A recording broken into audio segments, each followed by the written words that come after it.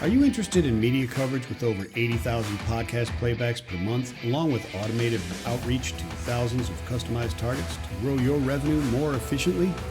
With over $8 billion in new sales pipeline growth delivered to our partners so far, we can help. Please reach out for more information. Everybody, welcome to Supply Chain Innovators. I am Mike Vincent. I'm not the innovator, but Eric Williams, you must have been at Beagle, right? Founder and CEO of Beagle. Is that right? Yeah, that's what they tell me. Co-founder and CEO. So half of it is your fault. Well, technically three. I have two partners. Okay, so 1/3 of it is your fault. That's me. Yep. Depending on I think the corporate I'll take notes. full responsibility for the idea. Okay, the all right. execution I needed some help with. Yeah, but anything that went awry, that was the other two people. Yeah, that was the janky code. Yeah, what I love, because I used to use this and we discussed this before, is win more, suck less, right? And I had a motivational thing for my sales team that said, "Try not to suck today." and I absolutely love it. What do you guys do, brother? Welcome to the show, first of all, man. Well, thank you for having me, Michael. I really appreciate it. Yeah. Well, I love innovators. I love innovative stuff, and I hate RFPs because, like your motto says, they suck in many ways. Not only do they suck because they just suck, but they suck time, they suck intelligence, they suck effort. And that's the play on the word, right? That is the play. All of those things are sucks. Yeah, it's not that you go, "Oh, RFP, this sucks." No, it is a drain on resources. Yeah. So you're solving that, right? You're like, "Hey, man, RFPs are a pain in the butt." Yep. And they really are from both sides. There's no doubt about it. And the whole process has been in flux for quite some time. Really started coming to the forefront, I think, during COVID, where people were just like, "Man, we don't know where pricing is going to go, so let's just run an RFP like every 3 months or something silly like that," right? Yeah, that was probably a little bit overkill. It was, but I mean, it was always been, innovations and trying to look for innovations, but that really kind of that time frame really, like many other things, lit threw the gas on the fire and said, "Look, we got to get moving." Absolutely. Like the activity just became too great that they couldn't keep up with it. And so in terms of like solving for, I don't know that we're there, but I think we've got a pretty compelling solution. I can definitely help you with the time suck. I can help you with the resource suck. I can help your strategy suck less, meaning that when you get some time back, you can focus more on strategy versus trying to make sense of three rates that everybody else is using. Yeah. So what is the actual product? Are you and your two other partners the product? Do you come in and just use your brain, or is it we got a SaaS product here? Is this hammer and chisel? We got a SaaS product. It's real. You can't touch it because it's on the computer, but you can log into it. You can interact with it. And I'm making fun. And I probably shouldn't. Yeah. There's a lot of things that get launched, and we're trying to like find a product market fit through an announcement and see how much interest is there. We actually did it the other way, which I'm told is the wrong way to do it. But we built the product first, and found some users that wanted to use it to help us build out our MVP. So there's an actual product. You can navigate to our landing page, and you can access the product from there if you're a subscriber. And what we do, your journey with Beagle, Michael, this is where I'm supposed to prompt you to ask where the name comes from. Well, I'm waiting for a pause to say, where did Beagle come from? It's Beagle, BEAGL.ai. Yeah, is the place, and I love it. First of all, I love the black and white. I love the RFP win more, suck less, and it's a SaaS product to help you with your RFPs, right? It is. So why Beagle? Why Beagle? Were you just like a Snoopy fan, or no? It's not animal related at all. And the reason there's no E there, well, first we want to signal we're a tech forward company, but it really came down to buying that E with a .ai website was six figures. So we immediately took that. And so we have a non-intangible asset sitting on our balance sheet. I'm kidding. No, so Wow. Beagle, one of my partners is an avid sailor. He has a sailboat, and Okay. one that he kind of built from scratch. It's a Yeah. great story. He bought it for $1. Had the mast, was completely. He refurbished the whole thing, and he lives in Seattle, and he sails. So he's gone up to San Juan Islands and done all of those things. And we were playing around with names. And I said, so what are some nautical terms that we might be interested in? And I threw out astrolabe, and he's like, I'm not even sure you know what an astrolabe is. And I was like, yeah, it's like a device that helps people navigate. And he's like, yeah, okay, Eric, maybe not. It doesn't matter. It's a cool name. Yeah. So Beagle comes from. You notice that there's some like turquoise or cyan in our logo. Yeah, no, and it's big Beagle, and then there's that square turquoise. So yeah. You've heard of the blue-footed booby? It's a bird, lives in the Galapagos. Yes. So who made blue-footed boobies famous?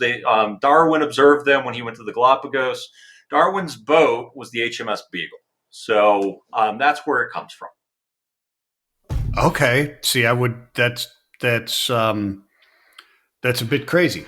Yeah, but so that's it's a little cool. play on like the evolution of doing things. Yeah. And then it's a hat tip to my partner's love of sailing. And really discovering that evolution, right? Discovering Yes. how the HMS Beagle, without it, he wouldn't have got there, and figured out, well, he might have sailed on something else, maybe the Black Pearl or something like that, but that's a different story. So, right. But yeah, okay. So very, very cool. So we're solving for RFPs, right? So Right. first of all, who are you solving this for? Which side, the RFP or the RFPE? For the responder. Okay. I think that would be the RFP-er.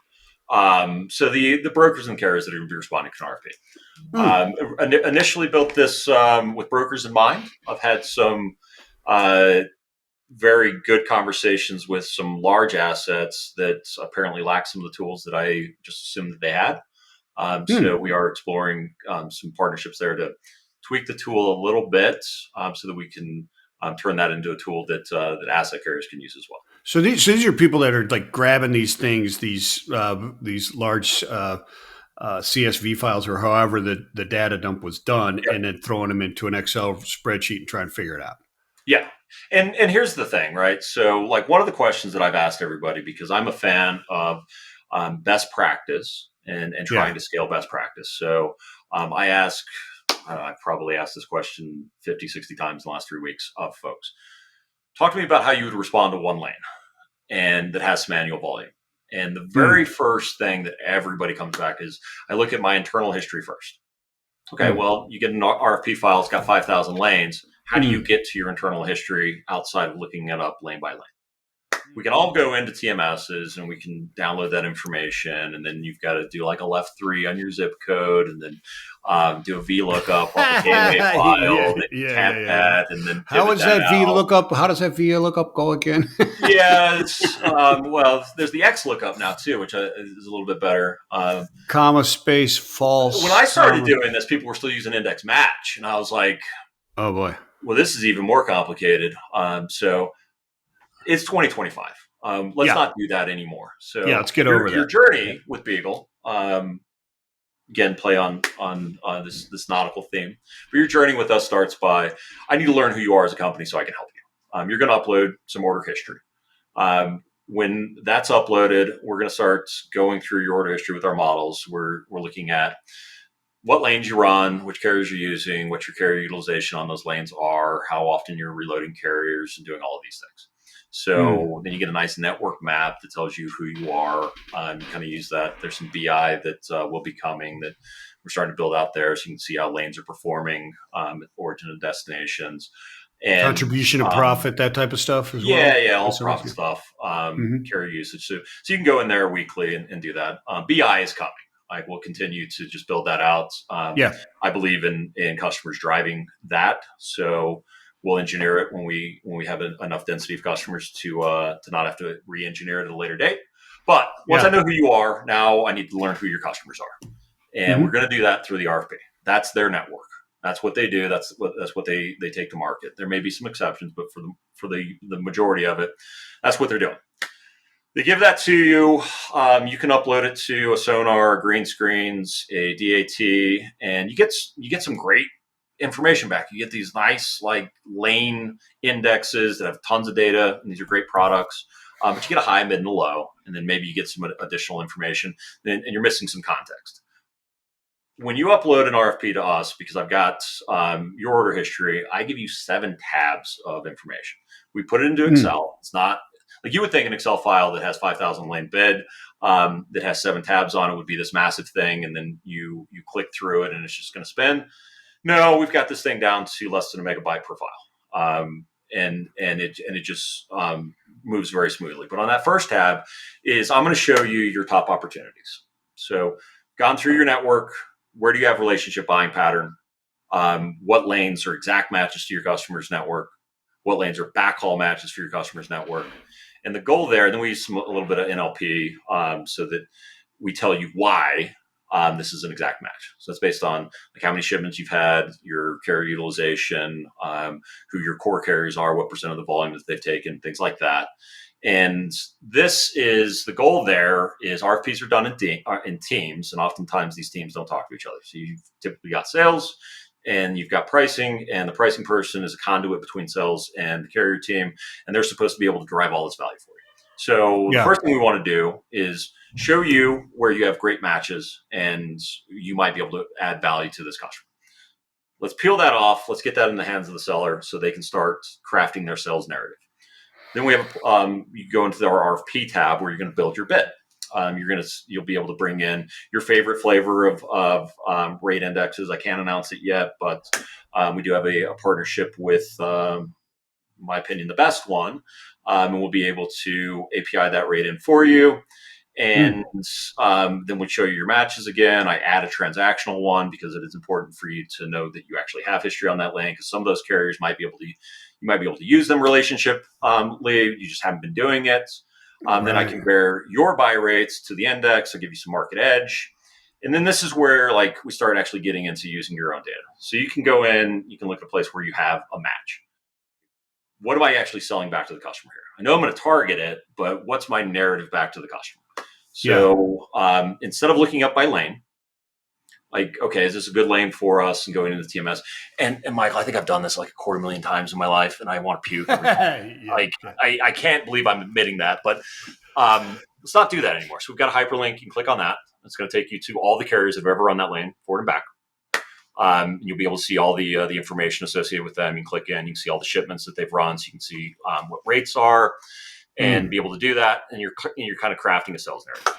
Do you get scores back as well, like anomalies with those? Because you've got your carriers that might be more expensive and maybe took it less, but they were more reliable, et cetera. Because not every carrier that you use is perfect. There's a certain amount of failure that you have to put up with, otherwise you'd have you'd have no carriers, right? So those scores are in there as well. Like, hey, look, this is a lane for you, but your carriers kind of aren't all that great on this lane, but correct. So that'll be an additional analytics that come later. Right now, our solve for that is we know if that's if you used them a lot, they're probably somebody that's good. Yeah. So like if your shipper is tendering it at a contracted rate, you probably want to use that data. If it came over as a spot rate, maybe you don't want to include that in data that you price. Gotcha. Yeah. That makes sense. What about potentials?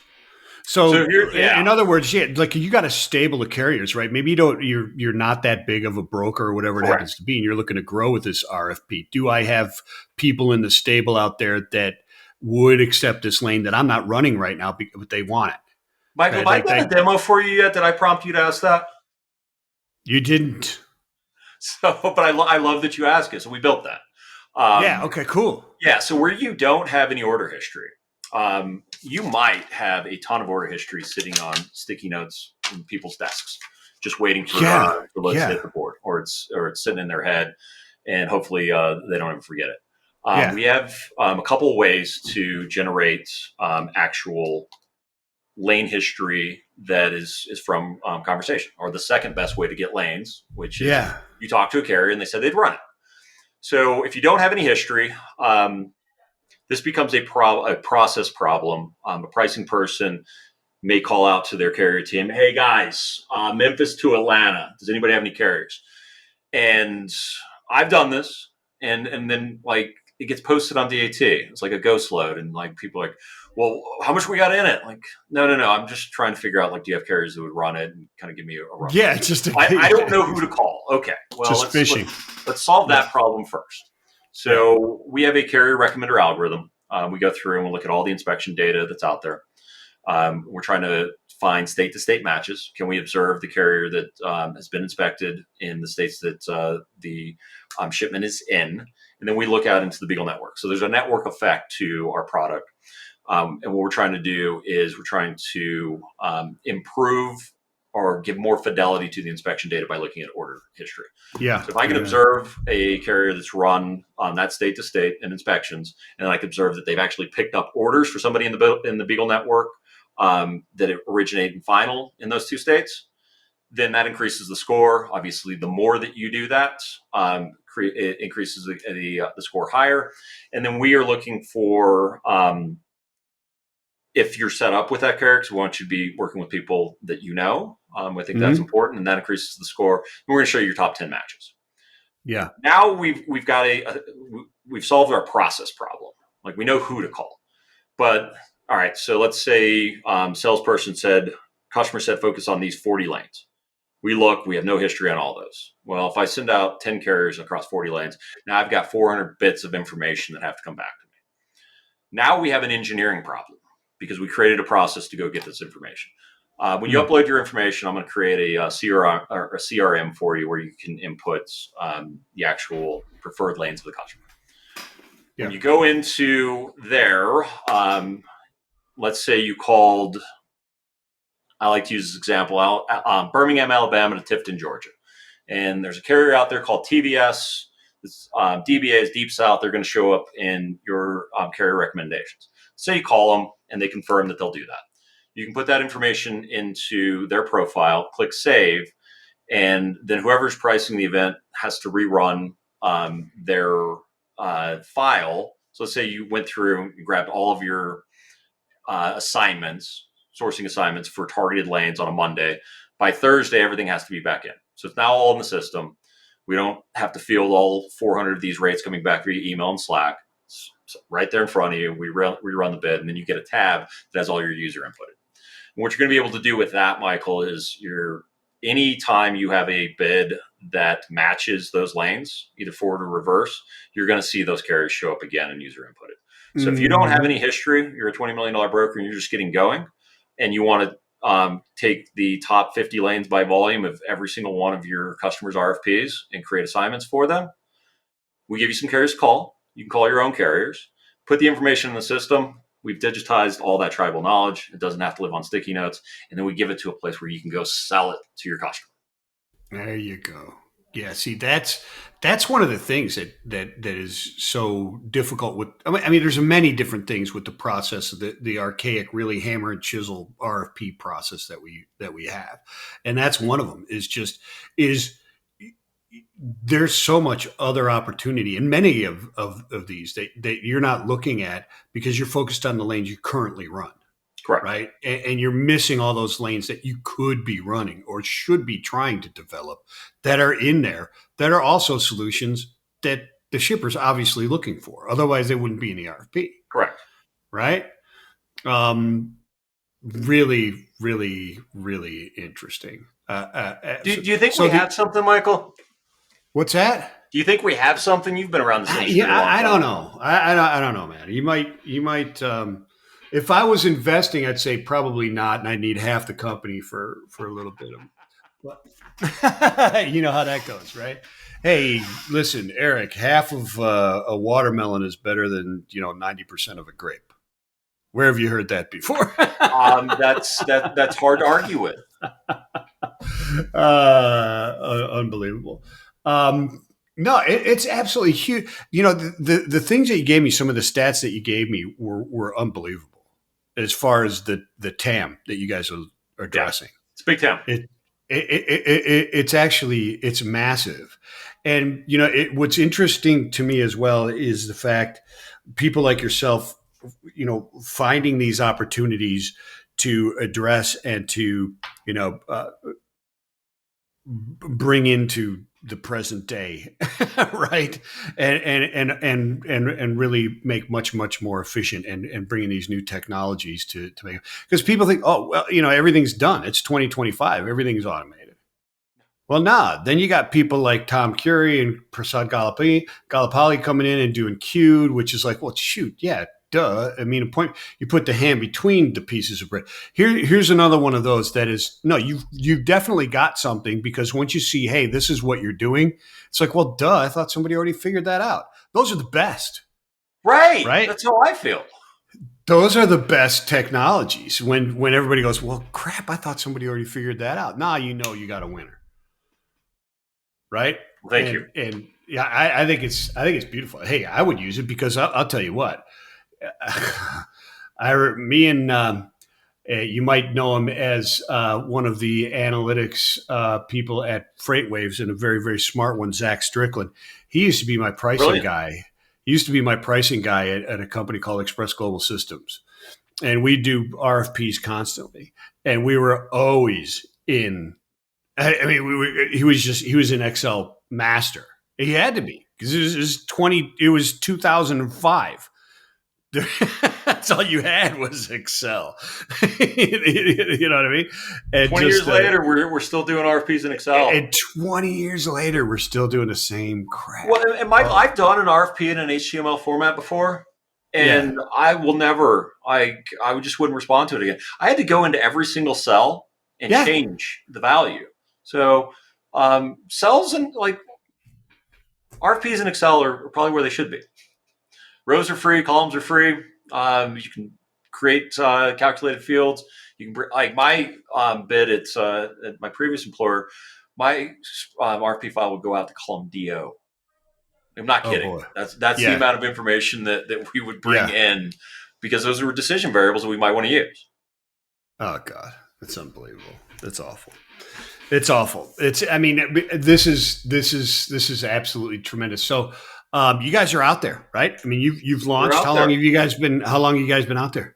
We did a beta with some customers in December, January, February, and feedback was universally positive, and it gave me the confidence to decide to run full time. So I've been at it 3.5 weeks. I've done probably about 50 demos. I've got another 15, 20 scheduled. The feedback has ranged from, to what you said, I don't know if I have enough data to make this work, to wait, you do that as well. Wow, this is what I've been spending the last 8 months of my own life trying to build. To this is the answers to the test. To I think everyone's going to be end up using this. So we're very encouraged. My CRM looks like I'm on my third PIP. I'm gathering all that information there as best I can. It's updated every single day if anybody wanted to go there and look at it. But it's been fun. The best part for me is I get to sit with brokerage leaders who are struggling with some of the same problems that I struggled with, and we get to share our approach to it. And hearing people say, yes, I think this would add immediate value to my company. And then knowing that we're just getting started, and we have the ability to stand up a customer advisory board and continue to get feedback from folks, and just continue to build more product and make things better. I couldn't ask for a better start to this. Like, I'm actually blown away at how much activity we've had, and I just feel incredibly lucky. It's fantastic. And, just a final word from me, and I'll give you the final word, is just, you mentioned, using the sticky notes and gathering that tribal knowledge into the system. And, that's what it takes to make a good technology. You've done this before. You've got the tribal knowledge of what you're solving for, and you can relate to the customer. It's not, and it's authentic, and it's real, and it solves something. You're not solving for a nuisance. You're solving for an actual problem, right? You don't have to convince anybody that RFPs suck. The statement that RFPs suck is 100% accurate. I don't know anybody who's going to argue with it. They suck. It's fabulous stuff. So who's contacting you? Where are they contacting you? And what do they win when they contact you? Well, hopefully they win a good time. In a chit chat. Hopefully I don't bore people too much with our demos. They win a demo. Brokerage leaders are contacting me. Pricing leaders are contacting me. Large assets sales folks are contacting me. You can do it via LinkedIn, or you can hit me in the contact form at beagle.ai. Scroll down to the bottom; it's down there. And I'd love to learn about your business and how you're doing things, and how I might be able to help you make some of these things suck a little bit less.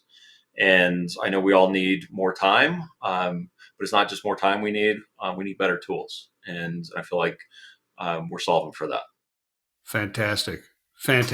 It's Beagle, no E at the end. There's a .ai at the end, though. So check them out. Eric, thank you so much, man, for coming on. Michael, it's great to chit chat with you. Thank you so much. Right on. Hey, man, everybody, peace and love. We'll see you next time on SCI. Peace.